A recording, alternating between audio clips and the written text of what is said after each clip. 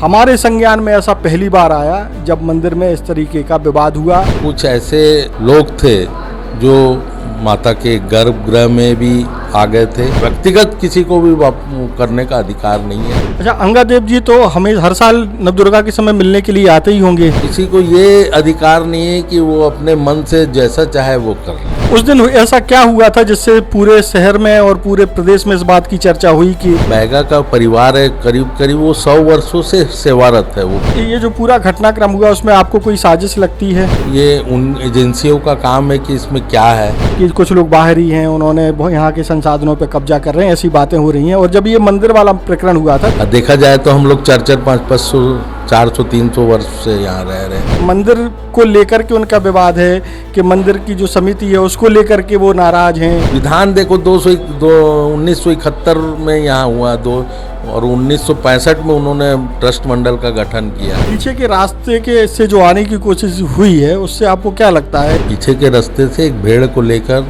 ऊपर चढ़ रहे थे। गौड़ आदिवासियों ने इस मंदिर को बनाया था, गौड़ राजा ने बनाया था, और उसके बाद फिर इस मंदिर पर कब्जा कर लिया गया है, ऐसी भी बातें आई हैं। पहली बार मध्य भारत का सबसे एडवांस 3 टेस्ला MRI। सारी स्कैनिंग 6 से 10 मिनट में हो जाती है, जहां आम MRI मशीन 45 से 1 घंटे लेती है। GT diagnostic, near Nehru Nagar square, Priyadarshini परिसर, भिलाई।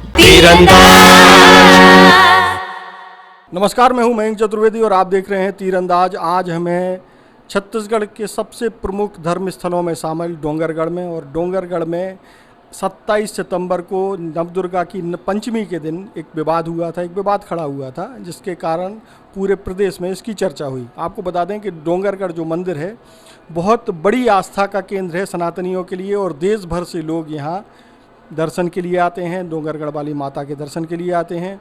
और इस मंदिर की एक बड़ा ही पुरातन इतिहास भी है, करीब 2200 साल पुराना ये मंदिर है। और इस मंदिर में हमारे संज्ञान में ऐसा पहली बार आया जब मंदिर में इस तरीके का विवाद हुआ, मंदिर की मर्यादा को भंग करने की कोशिश की गई। पूरा मामला क्या है वो जानने के लिए हमारे साथ हैं माँ बमलेश्वरी ट्रस्ट, मंदिर ट्रस्ट के अध्यक्ष मनोज अग्रवाल जी। उनसे पूछते हैं कि उस दिन क्या हुआ था पंचमी के दिन। उसके बाद क्या हम ये भी पूछेंगे कि क्या पहले भी ऐसा कोई मामला हुआ है मंदिर में इस तरीके का। मनोज जी, आपका तीरंदाज में स्वागत है। माँ बमलेश्वरी देवी की जय। जैसे कि आपने कहा है कि डोंगरगढ़ का माँ बमलेश्वरी देवी का मंदिर पूरे सनातन धर्म को पालन करने वाले हिंदुओं का बहुत बड़ा मंदिर, एक बहुत बड़ी आस्था का केंद्र है। और लाखों की संख्या में यहाँ दर्शनार्थी अपनी मनोकामना को लेकर आते हैं और उनकी मनोकामनाएं पूरी हो रही है। माता जी का बहुत प्रताप है, तो यहाँ दिनों दिन संख्या बढ़ते जा रही है। और इस मंदिर को हम लोग आगे इस रूप में देख रहे हैं कि छत्तीसगढ़ की पहचान डोंगरगढ़ का माँ बमलेश्वरी देवी का मंदिर होगा। और हम प्रतिबद्ध हैं कि ये उज्जैन, बनारस और अयोध्या की तर्ज पर इसको विकसित करने के लिए, और आने वाले समय में लाखों की संख्या में यहाँ भीड़ होगी, ऐसी हमें आशा है। और साथ में मंदिर ट्रस्ट का सामाजिक दायित्व भी यहाँ है, जिससे हम लोग अभी 100 कमरों का 100 बिस्तरों का एक अस्पताल निर्माणाधीन है, और जिसका अभी 50 बिस्तरों का उद्घाटन माननीय विधानसभा अध्यक्ष आदरणीय डॉक्टर रमन सिंह के द्वारा हुआ है। और इसके साथ ही हम हमारे जो देश के भविष्य, हमारे बच्चों को तैयार करने के लिए बहुत सारी विश्वविद्यालय, कुछ कोचिंग, अच्छी एडवांस कोचिंग क्लासेस और यूनिवर्सिटी, साथ में खेल कूद की, ऐसे बहुत सारे दायित्व जो इस ट्रस्ट के माध्यम से हम समाज को सौंपने की हमारी मंशा है। और इस दिशा में हम लोग बहुत तेज़ी से आगे बढ़ रहे हैं। परंतु पिछले नवरात्र में पंचमी के दिन हमारे सर्व आदिवासी भाई लोग का यहाँ भेंट मिलन का कार्यक्रम था, और उसमें कुछ ऐसे लोग थे जो माता के गर्भगृह में भी आ गए थे और माता जी को भी कुछ माल्यार्पण करने की उनके द्वारा कोशिश की। और माता जी के जो स्थल है जिसमें विराजित है माता जी, वहाँ का प्रवेश हमारे पूरे ट्रस्ट को के साथ साथ मुझे भी प्रतिबंधित है। मैं भी वहाँ चढ़ के माता जी को माल्यार्पण या कुछ करने की पात्रता नहीं रखती है। और देवी देवताओं का जो नियम है या फिर उनकी अक्षुण्णता है, संप्रभुता है, इसको बनाए रखने का हम सभी सनातनियों का धर्म है और हमको इसका पालन भी करना है। और ऐसा वातावरण कोई भी निर्मित होगा तो देवी जी की आस्था कहीं न कहीं डगमगाएगी। लोग यहाँ किस विश्वास से आएंगे? और हमको ऐसा कोई भी वातावरण निर्मित नहीं करना है जिससे हमारी देवी देवताओं के मान सम्मान में कोई ठेस पहुँचे। मैं सभी समुदाय से, सभी वर्ग से ये मेरी हाथ जोड़ के प्रार्थना है कि वो इन सब चीज़ों में सहयोग करें। बाकी मंदिर सभी के लिए खुला हुआ है, लोग आए अपनी परंपरा से पूजा अर्चना करें। और इतना ट्रेडिशनल है आदिवासियों का जो ये आता है आंगा देव जी का, इसका तो हम लोग स्वागत करना की इच्छा रखते हैं। हम स्वागत भी करेंगे अगर वो चाहेंगे तो। और लोगों को 1,50,000 लोग उसको देखने के लिए एकत्रित होंगे। इतनी ट्रेडिशनल चीज़ है, इतना उनकी पुरातन की जो मान्यता, जो हमारे पुराना कल्चर है हमारे छत्तीसगढ़ का, उसका प्रदर्शन इनके माध्यम के द्वारा होता है। तो मेरा तो ये सभी से यही निवेदन है कि मंदिर की व्यवस्था, उसकी शांति, उसके वातावरण को, उनके माता जी की मर्यादा को, उनकी अक्षुण्णता को बनाए रखने के लिए मंदिर द्वारा जो या देवालय द्वारा जो भी नियम और बनाए जाते हैं उसका सभी को आदरपूर्वक सम्मान करना चाहिए, जिससे कि कभी भी ऐसा कोई व्यवस्था ना बोले कि विवाद की स्थिति पैदा हो। अच्छा, अंगादेव जी तो हमें हर साल नवदुर्गा के समय मिलने के लिए आते ही होंगे? नहीं, बिल्कुल, ये पिछले एक नवरात्र में और आए थे, इसके बाद अभी आए। इसके पहले कोई पुरानी परंपरा हमने तो नहीं देखी कि इस टाइप का भेंट मिलन का कार्यक्रम इन लोग करते हैं। पर उनका जैसे अगर उनकी इच्छा है तो आए, वो करें। ट्रस्ट मंडल तो उस पीरियड में देखो आमजनों के लिए दर्शन भी रोक देता है, प्रशासन साथ में रहता है, हमको कोई आपत्ति नहीं है। देखो किसी भी समुदाय का अगर है, माता जी सबकी है, सभी को उनका पूजा अर्चन करने का अधिकार है। अपनी परंपरागत तरीक़ों से वो पूजा अर्चन कर सकते हैं, परंतु किसी को ये अधिकार नहीं है कि वो अपने मन से जैसा चाहे वो कर ले। सब चीज़ें की अपनी सीमाएं हैं और सबको उसका आदरपूर्वक सम्मान करना चाहिए। अच्छा, उस दिन ऐसा क्या हुआ था जिससे पूरे शहर में और पूरे प्रदेश में इस बात की चर्चा हुई कि जो है मान को, सम्मान को भंग करने की कोशिश हुई है? ये जैसे मैंने बताया कि कुछ लोग माता के गर्भगृह में चले गए और साथ में वो कुछ 1-2 लोग और थे जिनकी हमने वहाँ पुलिस में भी हमने उसकी शिकायत दर्ज की है कि उन्होंने माता जी को माल्यार्पण करने की कोशिश की और उससे माता जी का जो मुकुट है और उनकी मांग टीका है वो भी थोड़ा अव्यवस्थित हुई। तो ये सब चीज़ें पंडितों के द्वारा करने की निश्चितता है। और साथ में हमारे यहाँ ना एक बैगा का परिवार है, करीब करीब वो 100 वर्षों से सेवारत है, वो पीढ़ी दर पीढ़ी यहाँ सेवारत है। तो वो उनके जो बैगाओं की परंपरा का भी निर्वहन शताब्दियों से किया जा रहा है, जो पूजा होना चाहिए। चूँकि बलि प्रथा सरकार की ओर से बंद है, तो सरकार के भी बनाए गए नियमों का पालन हमको करना है। और निरह प्राणियों पे सरकार ने बैन की है, इसी के तहत पशु बलि प्रथा यहाँ बंद हो गई पहले से। तो क्या उधर उस दिन जो है पशु बलि देने की भी कोशिश हुई क्या? वैसा कुछ नहीं हुआ, पर वो 2-3 पशुओं को यहाँ लाए थे, उसका उन्होंने टीका उका लगाया था। अब वो उनका क्या मंशा थी हमको तो मालूम नहीं, पर मंदिर जा रहा जो व्यवस्था है वो सबके लिए है और व्यवस्था को बनाए कर रखने का कार्य हमारे ट्रस्ट मंडल का है। ट्रस्ट मंडल भी हम लोग जो हैं ये चुन के आते हैं 3 साल के लिए। हमारा भी कोई अधिकार या यहाँ के कोई स्वामी नहीं है। हम लोग मंदिर की पूरी स्वामी स्वयं माता जी है और वही इनकी पूरी जो इसका जितना भी यहाँ पर जो वैभव है उसकी मालकिन देवी जी है। हम लोग तो सिर्फ सेवा के निमित्त पात्र हैं और उसका प्रबंधन का कार्य हम लोग देख रहे हैं। और हमारा कोई भी यहाँ अधिकार क्षेत्र ऐसा नहीं कि यहाँ की जो भी प्रॉपर्टी है या जो भी चीज़ है इसको हम लोग को कोई भी किसी किस्म को व्यक्तिगत किसी को भी करने का अधिकार नहीं है। माता जी का सेवा और माता जी का जो वैभव है और माता जी की जो परंपराएं हैं उसको हमको लागू करना हमारा कार्य है। उस क्षेत्र में हम लोग काम कर रहे हैं। अच्छा, इसके पहले भी कभी इस तरह का व्यवहार हुआ है क्या मंदिर में? नहीं, बिल्कुल नहीं हुआ। अगर ऐसा होता तो फिर पता पड़ता। और विधान के अनुरूप हमको कार्य करना है। बालाज बना हुआ है, आज से 70 साल से बना हुआ है। जो महाराजा जो थे वो उन्होंने यहाँ विधान बनाया और यहाँ ट्रस्ट का गठन उन्होंने किया, उसी के अनुरूप वो कार्य हो रहा है। अच्छा, ये जो पूरा घटनाक्रम हुआ उसमें आपको कोई साजिश लगती है? देखो, अब ये तो उचित क्षेत्र की और ये कार्य विषय ना प्रशासनिक है। ये उन एजेंसियों का काम है कि इसमें क्या है।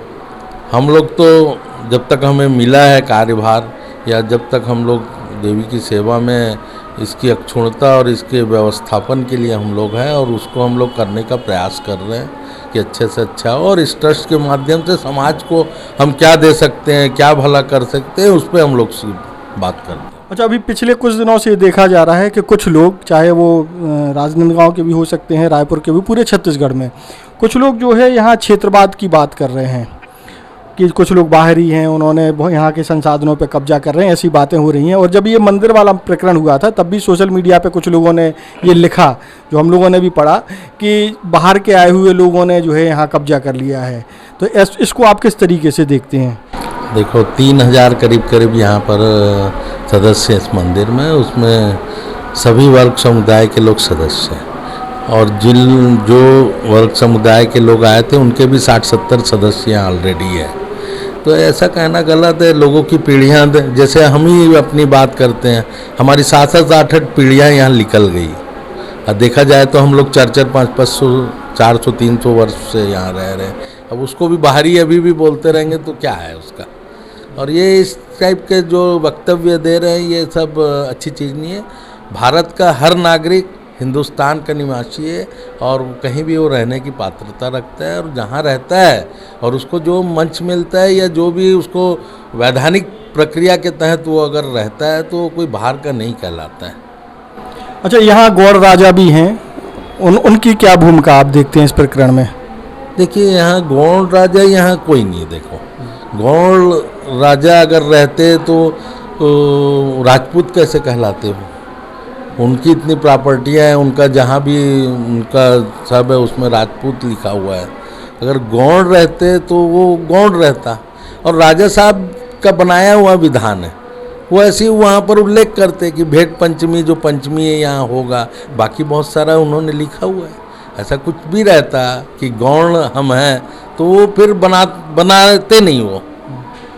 और उनकी पूरी, और वो जब तक रहे जीवन पर्यंत वो यहाँ के आजीवन मानद सदस्य रहे। उसका उल्लेख भी उन्होंने किया कि मेरे रहते तक के ये मैं यहाँ पर रहूँगा, मेरा कोई भी परिवार का बाद में आदमी यहाँ का प्रतिनिधित्व रखने का पात्रता नहीं रखेगा। ये उनके द्वारा विधान देखो 1971 में यहाँ हुआ और 1965 में उन्होंने ट्रस्ट मंडल का गठन किया। तो विधान जब उस टाइम रजिस्टर्ड हुआ, उस टाइम तो हम नहीं थे, न इस टाइप की कोई घटनाएं थी। हमको तो ये सोचना चाहिए पूरे छत्तीसगढ़ का गौरव है माँ बमलेश्वरी का मंदिर, और इसमें सबकी सहभागिता से इसका विकास हो सकता है। अच्छा, इसको जो विवाद पैदा करने की जो कोशिश की जा रही, जो लोग कर रहे हैं, उनके लिए उनको आप क्या कहना चाहते हैं? मैं तो यही कहना चाहूँगा कि देखो, विवाद से सारी चीज़ें रुक जाएगी, पूरा विकास रुक जाएगा। मंदिर की तो जो माता जी की आस्था है वो तो डगमगाएगी, पर ये हम माता जी के खिलाफ जाके ये सब कर रहे हैं, ये अच्छी चीज़ नहीं है। और किसी किस्म का विवाद नहीं है। 3-3 साल में चुनाव होते हैं जिसको भी इसमें पार्टिसिपेट करना है वो सदस्यता खुलेगी, उस टाइम सदस्य बना सकते हैं और अपना यहाँ पर बैठ सकते हैं। ऐसा लगता है कि हम लोग कार्य सही नहीं कर रहे हैं तो उसकी बात करना चाहिए कि हम लोग ये काम सही नहीं कर रहे हैं, बात उस पर करना चाहिए, ना कि मंदिर की व्यवस्था के बारे में। और हम बात करने के लिए हमारे दरवाजे खुले हैं, अनावश्यक कोई भी हम डिमांड कर दें वो सही चीज़ नहीं है। तो ये पूरे प्रकरण में आपको क्या लगा कि मंदिर को लेकर के उनका विवाद है कि मंदिर की जो समिति है उसको लेकर के वो नाराज हैं, या उनको ऐसा लगता है कि मंदिर की समिति हमारे हाथ में होना चाहिए, ऐसा कुछ लगता है क्या? नहीं, देखिए, जब मंदिर को ट्रस्ट के रूप में सौंपा था तो यहाँ उस टाइम के भी लोग हैं, आज भी जिंदा है, डोंगरगढ़ में भी जिंदा है। जब उनका क्या मंदिर का अस्तित्व था और आज क्या है, ऐसे बहुत सारे मंदिर अभी भी राजा महाराजाओं के और भी है, तो वहाँ क्यों नहीं हस्तक्षेप करते? आज जब इस स्टेज में पूरे लोगों की मेहनत और उससे यहाँ मंदिर पहुँचा है और उस टाइम पे आके हम इस टाइप की हम बात करें कि ये मंदिर हमारा है और ये है, तो अगर है तो आप अपना अधिकार कोर्ट में सिद्ध कीजिए। अगर आपके पास कुछ है कि ये हमारा तो है नहीं, देखो हम तो व्यवस्थापक लोग हैं, हमारा कोई नहीं, हम तो अभी है, जैसे साल पे साल चेंज होते गए है ट्रस्ट। मैं खुद यहाँ 3 साल पहले चुन के आया, पहले तो था नहीं, तो हमको तो चुनाव लड़ना है और उसमें अगर लोगों की मिलेगा उनका सहयोग, उनका आशीर्वाद, तो यहाँ जो चुन के आएंगे। मनोज जी, गर्भगृह में कौन जा सकता है और कैसे जा सकता है, उसका कोई कुछ नियम है क्या? देखिए, गर्भगृह में जो वहाँ जो पंडित लोग जो नियुक्त है और हमारा जो एक बैगा है उनकी तो वहाँ ड्यूटी रहती है, साथ में वहाँ सिर्फ ट्रस्टी ही जा सकते हैं और उनको भी धोती कुर्ते पहन के स्नान करके जाने का नियम है। बिना उसका अनुपालन करे बिना कोई भी ट्रस्टी भी वहाँ जाने की प्राथमिकता नहीं रखता है। तो गर्भगृह में भी वहाँ बिना उसका अनुपालन किए लोग चले गए, धोती कुर्ता भी पहन के नहीं गए। ये केवल धोती कुर्ता है या कुर्ता के नीचे कोई पाजामा पहन ले या जीन्स पहन ले? तो नहीं, धोती अनिवार्य है, उसके लिए धोती पहनना अनिवार्य है। देखो, सनातन धर्म में धोती कुर्ते का ही महत्व है। हम कोई भी यज्ञ करते हैं, कुछ भी करते हैं तो उसका पहनावा धोती कुर्ता है। तो यहाँ का जो नियम बना हुआ है उसका पालन सबको करना है। प्रधानमंत्री जी देखो, अयोध्या का जब राम मंदिर की स्थापना हुई, कितने दिन का उन्होंने उपवास रखा, कितने मंदिरों में गया के उन्होंने आराधना की। तो ये सब हमको सिखाती है। प्रधानमंत्री खुद आए तो जो यथोचित स्थान है वहाँ से उन्होंने पूजन किया। प्रधानमंत्री के प्रोटोकॉल में हम लोग उनके साथ नहीं रह सकते, तो हम लोग सीढ़ियों पे नीचे थे जब यहाँ महाबलेश्वरी दर्शन को आए थे तब। जी, प्रधानमंत्री जी भी जो स्थान निर्धारित है वो गर्भगृह में जाके पूजा नहीं किए, वो तो सबसे पावरफुल है देश के। तो जब इतने बड़े बड़े जो शख्सियत है देश की वो इसका अनुपालन कर रहे हैं। आपके हमारे संघ के भी आए थे मोहन भागवत जी, हमारे ये अपना गृह मंत्री हैं अमित शाह जी, वो भी आए, वो यथोचित स्थान से उन्होंने पूजन कार्य किया। तो ऐसा ये शख्सियत ये सब बताती है कि ये सब नियमों को पालन करना है। ये हमारे मापदंड हैं, इन लोग केंद्र बिंदु हैं जिनको फॉलो करते हैं पूरा देश। जब वो लोग ये कर रहे हैं तो हम कैसे इसको हम डिनाई कर सकते हैं? तो मेरा यही निवेदन है कि लोग समझें, माता जी का मंदिर है और छत्तीसगढ़ का गौरव है, इसकी अक्षुण्णता और संप्रभुता बनाए रखना सभी का काम है और सबका कर्तव्य है। पंचमी के जो प्रकरण हुआ उसके बाद भी कुछ डिस्टर्ब करने की कोशिश हुई है क्या मामले को? पंचमी के बाद करीब 20-25 दिन बाद यहाँ भवानी बहादुर जी और कुछ 50-75 हमारे आदिवासी भाई सब के लोग पीछे के रास्ते से एक भेड़ को लेकर ऊपर चढ़ रहे थे। हमको पता लगा तो हमने उसकी सूचना प्रशासन को दी और फिर प्रशासन के लोगों ने उनसे बातचीत करके उनको लौटाया। अगर किसी को भी दर्शन करना है तो पीछे से रास्ते से, जहाँ पर रात्रि का समय भी हो गया था, ना वहाँ बिजली है ना रास्ता ठीक है, सामने से जाए।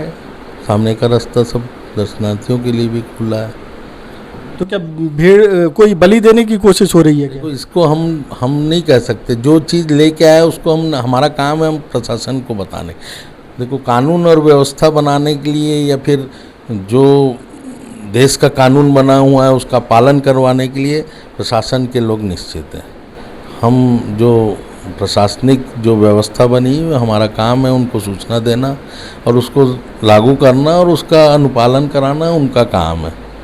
हम लोगों को तो मंदिर की जो व्यवस्थापन है वहाँ अगर कुछ गलत हो रहा है या कुछ हो रहा है उसको देखने का है, और जो चीज़ हम नहीं समझ में आती उसको हम अवगत कराते हैं शासन प्रशासन को। तो पीछे के रास्ते के से जो आने की कोशिश हुई है उससे आपको क्या लगता है कि कुछ ना कुछ न्यूसेंस पैदा करने की कोशिश हो रही है क्या? अब वो उनकी मानसिकता तो हमको समझ में इसलिए नहीं आती कि क्यों पीछे के रास्ते से क्यों जा रहे हैं। आपकी भावना सही है, आपकी श्रद्धा सही है तो आप सामने के रास्ते से जाइए जहाँ लाइट की व्यवस्था है, सारी चीज़ें हैं। और कोई रोक टोक तो है नहीं कि किसी को मना किया गया हो कि मंदिर नहीं आना है, ऐसा कुछ है क्या? देखो, मंदिर सबके लिए खुला है, सर्व समाज के लिए खुला है।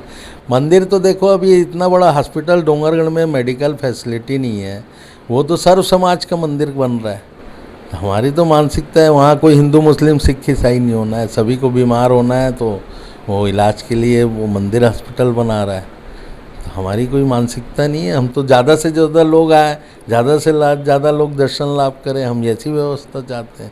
हम तो रोज़ चाहते हैं कि यहाँ लाखों की भीड़ हो और उसी दिशा में हम लोग आगे भी बढ़ रहे हैं कि यहाँ कॉरिडोर बड़ा बन रहे हैं। हम लगातार शासन से, प्रशासन से और हमारे जितने जनप्रतिनिधि हैं, हमारे जितने नेता संपर्क में, हम बार बार उनको पत्र भी लिख रहे हैं कि इस मंदिर का कैसे हम इसको बढ़ाएं। अच्छा, एक और जो है बड़ी चर्चा सुनने में आई कि गौड़ समाज ने, गौड़ आदिवासियों ने इस मंदिर को बनाया था, गौड़ राजा ने बनाया था और उसके बाद फिर इस मंदिर पर कब्जा कर लिया गया है, ऐसी भी बातें आई हैं। नहीं, ये निराधार बातें हैं। देखो, जो परिवार डोंगरगढ़ जो है ना, पहले खैरागढ़ सियासत के अंतर्गत आता था और खैरागढ़ का परिवार राजपूत परिवार है। ये तो इतिहास भी है, वहाँ आपको सब संकलन मिल जाएगा। और राजा वीरेंद्र बहादुर जी ने इस ट्रस्ट की स्थापना की है और उन्होंने ही ट्रस्ट बना के इसको सौंपा है यहाँ के जनप्रतिनिधियों को। तो उसका बैलाज में सब उल्लेख है और पूरे कागज पत्तर है कहीं भी। और ऐसा ये अभी क्यों हो रहा है? होना तो उसी समय हो जाना था। कब्जा क्या, हमारा कोई कब्जा है क्या यहाँ?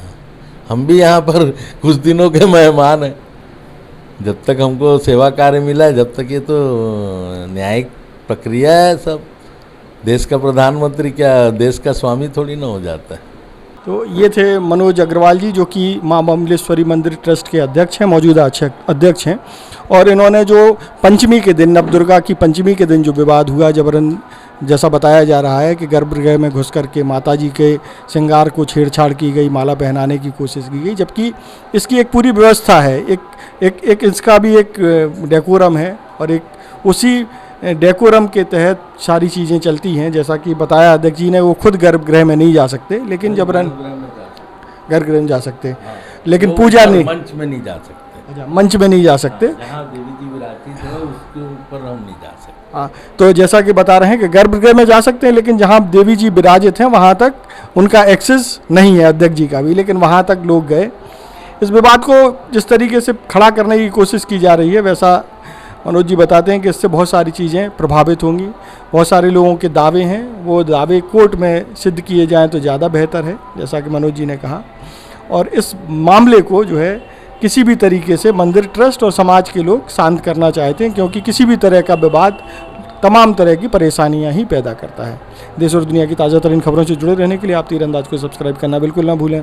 बेल आइकन को जरूर प्रेस कर लें और अगर आप हमारे इस वीडियो को हमारे फेसबुक पेज पर देख रहे हैं तो कृपया करके उसे भी फॉलो कर लें। नमस्कार। खुश है तो फिर खुशी मना ले, छोटा बड़ा केक मंगा ले, संगम में मिलता है बढ़िया केक, संगम में मिलता है बढ़िया केक। तीरंदाज।